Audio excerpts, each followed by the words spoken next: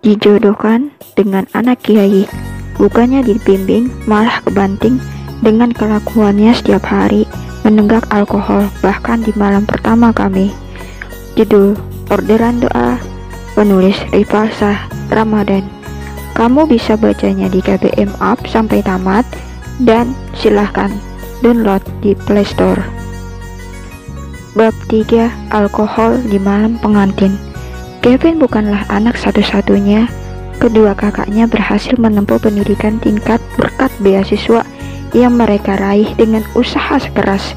Namun berbeda dengan mereka, Kevin tak pernah menunjukkan minat untuk melanjutkan kuliah setelah lulus SMA. Entah dari mana pergaulannya berubah hingga ia berani menengguk alkohol. Sebagai seorang ibu, aku tentu kecewa, tetapi aku tetap percaya bahwa putraku bisa berubah setiap hari. Aku berdoa agar hatinya terbuka dan mendapatkan hidayah untuk menunaikan sholat. Namun, setiap kali suara azan berkumandang, Kevin selalu menyumpal telinganya dengan earphone, memutar musik rock sekeras mungkin, seolah tak ingin mendengarnya. "Ibu, aku gak mau menikah," ucap Kevin lirih memohon kepadaku. Aku terdiam, ingin membelanya, tetapi aku tak bisa. Keputusan suamiku adalah mutlak. Kevin terus memohon, tetapi kali ini aku tak bisa menolongnya. "Keputusan Bapak sudah bulat. Jangan coba-coba kamu kabur dari pernikahan ini. Kamu tahu akibatnya kalau berani melakukannya," bentak Abang Soleh. "Jangan terus-terusan jadi sampah masyarakat." Kevin menatap bapaknya tajam, nafasnya memburu. Mereka mulai berdebat, saling lempar kata-kata tajam. Aku hanya bisa menatap mereka dengan hati yang berat. Aku tahu Abang Soleh sudah membicarakan ini denganku sebelumnya. Ia merasa berhak marah setelah mengetahui bahwa aku telah menjual semua perhiasan pemberiannya. Bahkan mahar darinya pun ikut terjual demi menebus Kevin dari penjara. "Perempuan mana yang mau dengan aku? Jangan mengada-ngada, Pak. Kasihan perempuan yang akan jadi istriku," ucap Kevin. "Nak, ikhlaslah menerima pernikahan. Ini untuk kebaikanmu. Calon istrimu perempuan yang sangat baik dan sopan. Dia sudah tahu tentangmu dan menerima perjodohan ini." Kevin menatap dengan mata yang berkaca-kaca, mungkin syok kali ini berpihak oleh bapaknya. Biasanya aku selalu berdiri di sampingnya. Karena aku anak kiai, dia mau menerima. Jangan harap aku akan memperlakukan istriku nanti dengan lembut. Kevin mulai mengancam. Putraku ini memang susah diatur. Dia langsung berniat pergi keluar rumah, tetapi ucapan Abang Soleh mengurungkan niatnya. Suamiku itu menceritakan bagaimana aku menjual semua perhiasanku demi membebaskan Kevin dari penjara. Abang Soleh juga berkata bahwa ia malu mempunyai anak seperti Kevin dan membandingkan dengan kedua kakaknya yang taat beragama. Namun, anak sulung kami memang berbeda dari saudara-saudaranya. Aku sebenarnya tak suka ketika Abang Soleh membandingkan Kevin dengan kedua kakaknya. Itu pasti sangat menyakitkan untuknya. "Pokoknya kamu harus menikah dengan Nanda," teriak Abang Soleh. "Baik, Kevin akan menikah dengan dia." "Puas, Pak," ucap Kevin dengan nada tinggi. Tanpa menunggu jawaban, ia langsung meninggalkan Abang Soleh dan masuk ke kamarnya. Aku menghela napas panjang. Bagaimana caranya agar putra bungsuku ini bisa kembali ke jalan yang diridhai Allah? Setiap malam aku selalu berdoa agar hatinya bisa terbuka. Namun Kevin merasa bahwa hukum Islam terlalu mengekangnya. Baginya, musik dan melukis adalah bagian dari jiwanya. Tetapi agama bilang itu haram. Ditambah lagi, Abang Soleh selalu mengaitkan segalanya dengan agama, tentang hobi putraku itu. Aku tak bisa berbuat apa-apa selain berdoa. Keyakinanku kuat bahwa doa adalah senjata yang mampu melunakkan hati Kevin. Kedua anakku rela pulang ke Indonesia demi menghadiri pernikahan Kevin dan Nanda. Mereka meninggalkan kesibukan dan studinya di luar negeri, ingin menjadi saksi momen penting dalam kehidupan adik musuh mereka.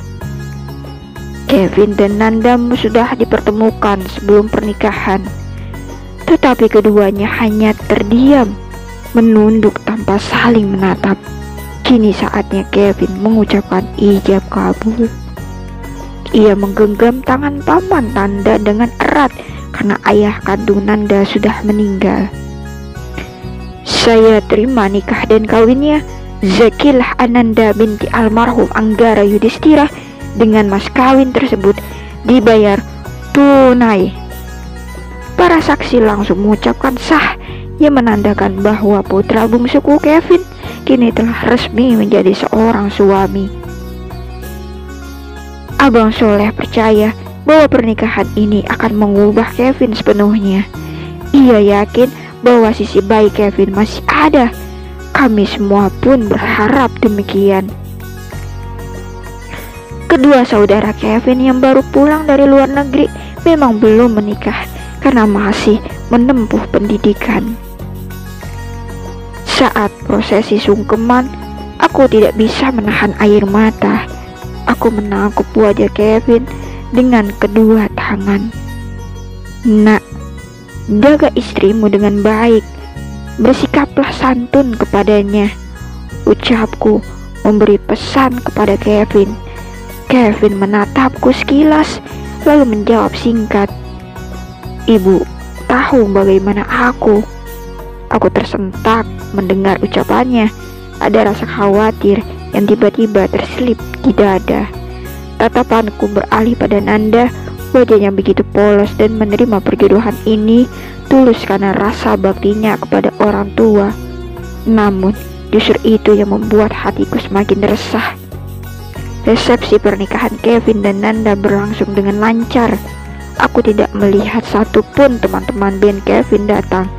Entah mereka tidak diundang atau memang sengaja tidak hadir. Namun ketidakhadiran mereka membuat hatiku sedikit tenang. Aku takut mereka akan membuat masalah di acara yang seharusnya sakral ini.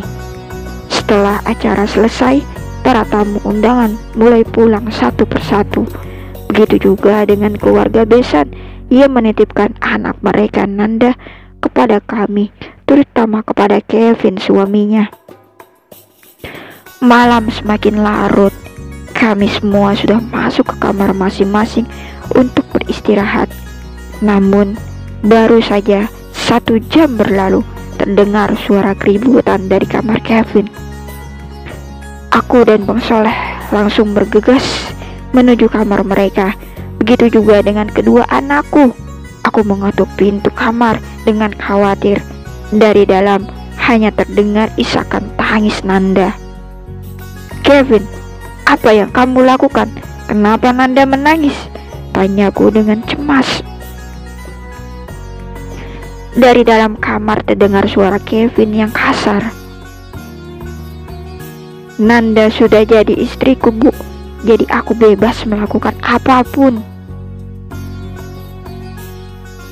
Aku terkejut mendengar ucapannya. Bang Soleh yang sudah sejak tadi menahan emosi akhirnya bertindak. Ia mendobrak pintu hingga terbuka. Saat kami masuk, pemandangan yang mengejutkan terpampang di mata kami. Kevin duduk di lantai dengan tubuh sempoyongan. Di tangannya ia menggenggam sebotol alkohol yang sudah hampir habis. Sementara itu, di sudut kamar Nanda terduduk menangis. Wajahnya terlihat sangat ketakutan. "Mas Kevin, kenapa di malam pertama kita kamu berbuat seperti ini?" tanya Nanda dengan mata air yang terus keluar dari matanya. Kevin terkekeh sinis. Lu sendiri yang tahu seperti apa gua, Nanda. Lu menerima pernikahan ini karena mahar sebidang tanah kan? Dasar matre. Aku terkejut mendengar kata-kata Kevin yang kasar. Nanda semakin terisak, sementara Bang Soleh yang sejak tadi menahan amarah akhirnya tak bisa lagi menahan diri. Dengan wajah memerah, ia melangkah maju dan melayangkan pukulan ke wajah Kevin. Anak kurang ajar, dari mana kamu dapatkan air setan itu? Kevin terhuyung. Botol alkohol di tangannya terjatuh dan pecah di lantai. Kamar yang sebelumnya hanya diisi suara tangisan Nanda kini menjadi tegang. Bersambung. Untuk mendapatkan linknya silahkan cek di deskripsi.